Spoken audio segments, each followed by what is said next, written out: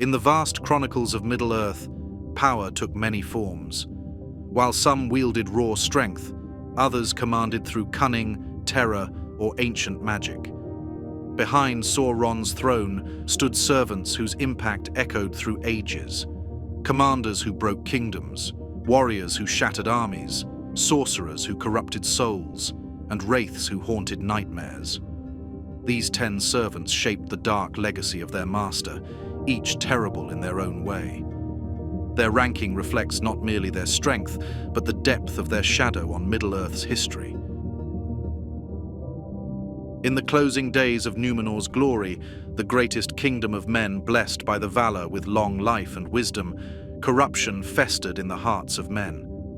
During the reign of Ar-Pharazôn, the last and most prideful king of Numenor, many noble houses turned from the light, seduced by promises of eternal life and power beyond death. Sauron manipulated his way into becoming the king's advisor, leading these Numenorians to practice forbidden arts, construct secret temples to Morgoth, and preserve the dark knowledge of their island home. When divine punishment sank Numenor beneath the waves for their defiance against the Valar, these sorcerer kings fled to Middle-earth's havens, establishing new realms built on shadows and sacrifice. From their stronghold in Umbar, these dark lords raised armies and ships. They conducted blood rituals in black stone temples, weaving spells that could control winds and minds. Their ships, with black sails and steel rams, raided coastlines from the Grey Havens to the Bay of Belfalis. In their ports, they trained assassins and gathered intelligence that flowed into Mordor. Through centuries, the Black Numenorians infiltrated kingdoms of men, spreading cults that worshipped Sauron as a god. Their knowledge of poisons and curses made even powerful lords fear their shadow. When war came, their fleets struck simultaneously along all coasts, forcing defenders to divide their strength. Their influence extended far beyond military might. In Umbar, they established a powerful realm that would trouble Gondor for millennia. The greatest of their sorcerer kings, Herumor and Fuinur, rose to lordship among the Haradrim, spreading Sauron's influence deep into the south. Their bloodline maintained much of their ancestors' long life, though corrupted by darkness. In their temples of polished black stone, they preserved ancient scrolls and artifacts from Numenor itself, hoarding knowledge that would otherwise have been lost beneath the waves. The Black Numenorians proved particularly dangerous during the last alliance of elves and men. While their northern kindred fought alongside Gil-galad and Elendil, these dark sorcerers struck at supply lines and isolated forces, their knowledge of Numenorian warfare making them especially deadly against their former kin. Even after Sauron's defeat, their influence persisted through secret cults and hidden strongholds, passing their dark arts from generation to generation. While these sorcerer kings waged war through dark arts and subterfuge, Sauron's armies required leadership of a different kind, commanders who could direct vast forces in open battle. None proved more effective than our next servant. During the siege of Minas Tirith in the Third Age, the Witch King fell in battle against Eowyn of Rohan and the hobbit Meriadoc. The command of the armies passed to Gothmog, the lieutenant of Morgul. As the battle for the White City raged on, this mysterious commander took control of Mordor's forces during the greatest battle of the age. The siege itself was a terrible spectacle of war. Great catapults hurled their grim cargo over the walls of Minas Tirith, while rams and siege towers pressed the assault. Forces of orcs, trolls, and men from the east and south threw themselves against the city's defenses under the dark sky. Though Gothmog's exact role in directing these forces remains unclear in the chronicles, his position as Lieutenant of Morgul suggests he held significant authority in the armies of the Dark Tower. When the riders of Rohan arrived at dawn, breaking the siege with their sudden charge, the battle transformed into chaos. The armies of Mordor, though staggered by this new threat and the loss of their greatest commander, continued their assault under Gothmog's leadership until the arrival of Aragorn's forces from the south finally turned the tide of battle. While Gothmog commanded from behind the lines, It was Sauron's mightiest shock troops who spearheaded the assault. In the armies of Mordor, trolls served as the Dark Lord's most fearsome shock troops. During the siege of Minas Tirith, these massive creatures proved their worth in siege warfare. Most notable was their role in wielding Grond, the 100-foot ram wrought of black steel and crowned with a carved wolf's head, which shattered the great gates of the White City that had stood unbreached for centuries. The history of trolls in Middle-earth stretches back to the First Age, when Morgoth, the first Dark Lord and Sauron's master, first bred them in mockery of the Ents. Yet even these simpler trolls possessed strength enough to tear stone from hillsides and crush warriors in their grasp. In the mines of Moria, a cave troll stabbed Frodo Baggins, though the hobbit survived thanks to his hidden coat of mithril rings. These creatures wore crude armor and wielded heavy weapons, using their enormous strength to devastating effect in the confined spaces of tunnels and halls. At the Battle of Pelennor Fields, trolls demonstrated their martial value by operating the great siege engines that assaulted Minas Tirith's walls. Their immense strength and resistance to normal weapons made them formidable opponents, requiring significant force to bring down. Even after Sauron's fall, scattered groups of trolls remained in the dark places of Middle-earth, a lasting reminder of the Dark Lord's power to corrupt and twist nature to his will. Yet for all their might, these trolls shared one fatal weakness. On that, Sauron would eventually overcome. In the final years before the War of the Ring, Sauron labored in secret to overcome one of his army's greatest weaknesses, the vulnerability of trolls to sunlight. Through dark arts and selective breeding in the pits of Mordor, he created the olog-hai, a new breed of troll that could think, fight, and march under the sun. Unlike their mindless ancestors, these creatures combined the raw strength of trolls with tactical intelligence that made them devastating shock troops. In battle, they proved nearly unstoppable. Their thick hide turned aside normal weapons, while their enhanced minds allowed them to coordinate complex attacks. They wielded massive weapons that could shatter shield walls with single strikes. Their ability to fight in daylight meant defenders could no longer count on sunrise to save them. During the siege of Minas Tirith, they led the assault on the gates. Their strength broke through barricades that had stood for centuries. Entire sections of the city's outer defenses crumbled under their coordinated attacks. Even after Sauron's fall, scattered groups of olog-hai remained in mountain strongholds, their power undiminished by their master's defeat. While the olog-hai brought physical devastation to the lands of the living, other servants of the Dark Lord claimed dominion over the realms of the dead.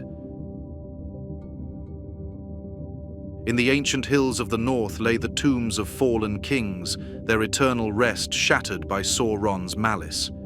Here dwelt the barrow-wights, terrible spirits sent by the Witch-king to corrupt these sacred grounds. These beings were no mere ghosts, but fell spirits clothed in undead flesh, combining the worst aspects of both corpse and wraith. The barrow-wights we know by many names, and of the old forest, many tales have been told. All that now remains is but an outlier of its northern march. From their underground lairs, they spread a supernatural cold that chilled both body and soul.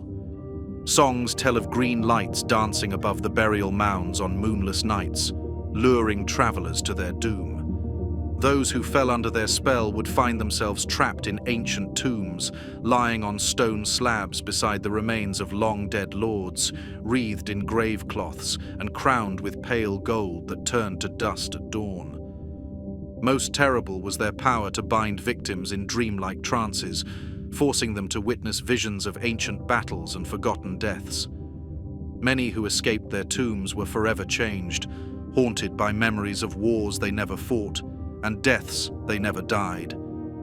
The barrow-wights turned the very history of men into a weapon against them, using sacred memories to spread terror and despair. It is said that the Witch-king himself had taught these spirits arts of necromancy, allowing them to raise the bodies of their victims as new wights, slowly expanding their dominion with each unfortunate traveler who strayed into their realm. Their influence spread so far that entire regions became impassable, forcing the free peoples to abandon ancient roads and trading routes. While the barrow-wights spread fear through their mastery of death and decay, an even more insidious servant dwelt in the Dark Tower itself, one whose very words could corrupt souls. In the black land of Mordor dwelt a being who had long ago forgotten his own name. Once a black numenorian of noble birth, this sorcerer entered Sauron's service during the Dark Tower's first rise to power. Through centuries of dark arts and deeper corruption, he outlived his mortal span to become his master's herald, the lieutenant of Barad-dûr, known to history only as the Mouth of Sauron. Ancient texts speak of his transformation under Sauron's tutelage. His eyes became like burning coals, while his mouth grew hideous with filed teeth glinting behind lips swollen with venom. Even mighty warriors found their courage failing before his twisted visage. None could long endure his gaze, for in his eyes dwelt something of his master's own terrible will. As Sauron's herald, he mastered arts of terror and domination. His voice carried power that could shatter resolve and plant seeds of despair in the strongest hearts. When he spoke, his words seemed to slither into the mind like poisoned daggers, twisting thought and corrupting reason. His greatest weapon was truth corrupted by malice. He would take fragments of fact and weave them into tapestries of despair that could break even the most steadfast spirit. During the War of the Ring, he proved the full measure of his power at the Black Gate itself. There he confronted the captains of the West, wielding Frodo's mithril coat and cloak as evidence of their quest's failure. His words carried such weight of malice that for a moment, even the wisest leaders felt their hopes turn to ash. Only Gandalf's presence prevented him from shattering the army's resolve before battle was joined. Yet even this master of corruption and despair was but a pale shadow of older, deadlier servants who had haunted Middle-earth since the First Age. In the First Age, when Sauron ruled the fortress of Tolkien, the Isle of Werewolves that once was Minas Tirith of Finrod, he chose Thuringwethil as his herald, whose name meant Woman of Secret Shadow. Thuringwethil was a vampire of great power who could shift between the form of a dark woman and that of a great bat with wings of shadow and iron claws. In this way, she could walk in dark halls as a servant and take to the skies as her master's messenger, carrying messages between fortresses. Legends tell of her silent flight beneath the moon, carrying dark tidings between her master and Angband, Morgoth's fortress in the north. Some say her wings spanned shadow so vast they could blot out the stars themselves, while others claim her cry alone could freeze the blood of those who heard it.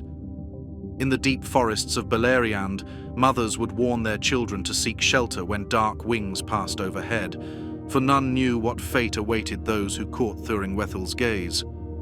Her attacks forced defenders to watch the skies as well as the ground. No messenger dared travel by night while she hunted. Even mighty warriors feared to travel alone under moonlight, knowing her shadow might fall upon them at any moment. In Tolkien, she dwelt in the highest towers, her domain a place even other servants of Sauron feared to tread. The very stones of her chambers were said to pulse with corrupt energy, and those who approached too close reported hearing whispered voices in ancient tongues. As Sauron's herald, she carried not just messages, but also items of power between fortresses, her iron claws handling artifacts too dangerous for mortal hands to touch. While Thuringwethil's shadow haunted the night skies of Beleriand, another of Morgoth's servants carved a bloody path across its lands below. In the First Age of Middle-earth, during the long wars between the elves and Morgoth, the name Boldog appears in tales of orc captains who led armies against the free peoples. Whether Boldog was a title for different orc commanders or the name of a particular corrupted Maya, one of the ancient spirits who served the dark powers, remains unclear in the ancient texts. What is known is that the armies led by those bearing this name were particularly fierce and well organized, bringing devastation to many regions of Beleriand. The debate over Boldog's nature stems from ancient texts describing capabilities beyond those of ordinary orc captains. In some accounts, Boldog demonstrated powers suggesting Maya in origin, the ability to shift form, survive seemingly mortal wounds, and command spirits of darkness.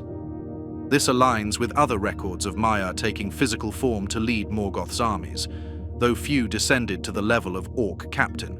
The name appears in multiple major battles, always associated with unusually sophisticated tactical approaches. Unlike typical orc raids that relied on overwhelming numbers, forces under Boldog's command employed complex strategies, coordinated attacks from multiple directions, elaborate ambushes, and effective use of terrain.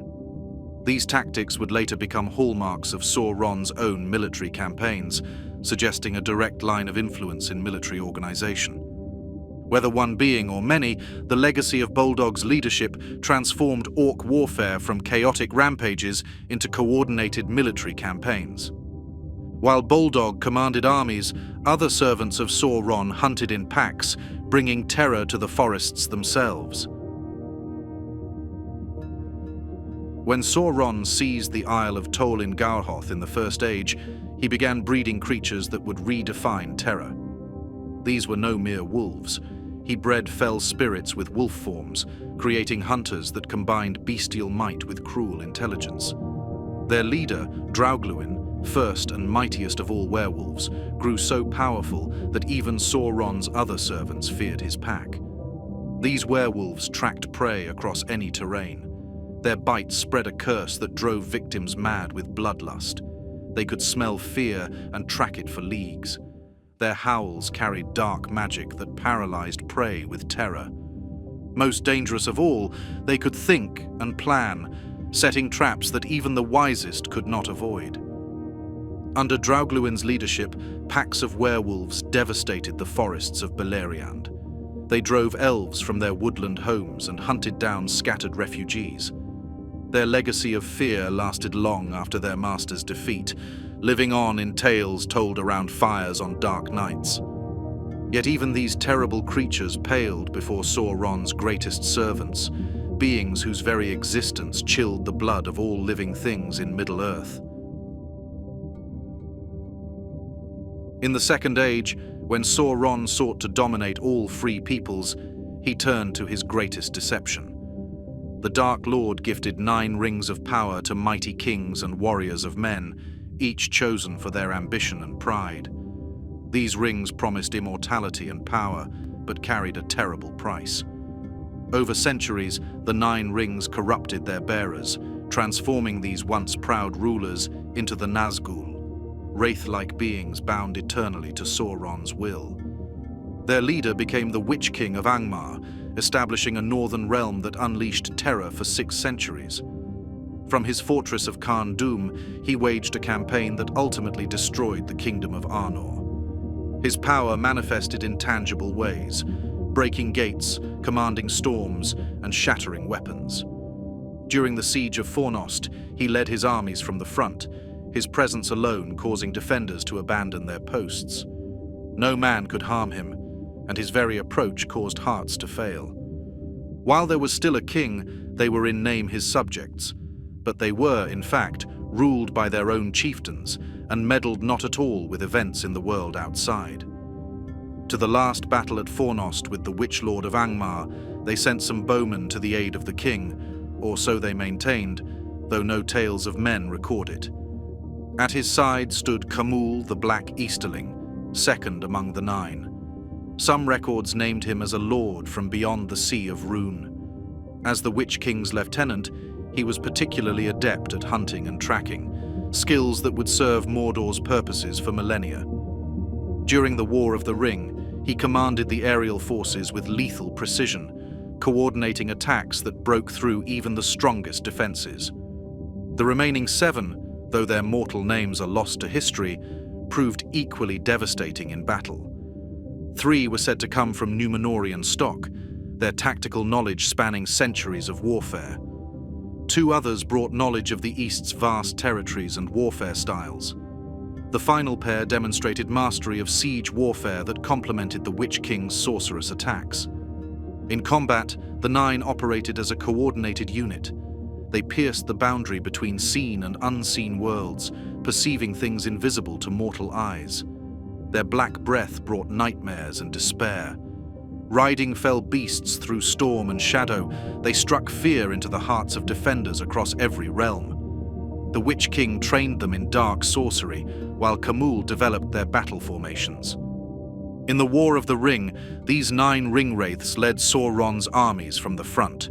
Their presence brought nightmares. Their screams drove men mad with fear. In the darkness of Middle-earth, power wore many faces, from sorcerers and beasts to wraiths and demons. These 10 servants transformed their master's malevolent will into a legacy of terror.